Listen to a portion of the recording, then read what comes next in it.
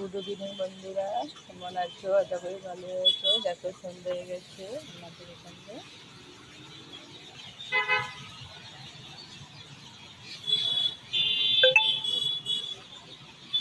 রান্না বসিয়ে দিয়েছি। এবার আসছে জন্য তোমাদের দাদাভাই মাছ নিয়ে যেতে বলেছে, মাছ ভাজা খাবো, তাই মাছ ভাজা হচ্ছে। দেখো বন্ধুরা, বড় বড় রুই মাছ নিয়ে এসেছিলো, তাই লেজার কাটা ভাজা হচ্ছে, মাছ ভাজা খাওয়া আছে।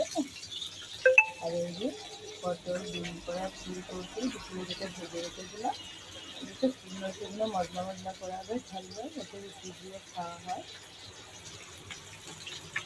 কার কার গরম গরম মাছ ভেজে ভালো লাগে কমেন্ট করে জানাও, ভালো লাগলে শেয়ার করো। বন্ধুরা, গুড নাইট, তোমাদের রাত্রি শুভ হোক।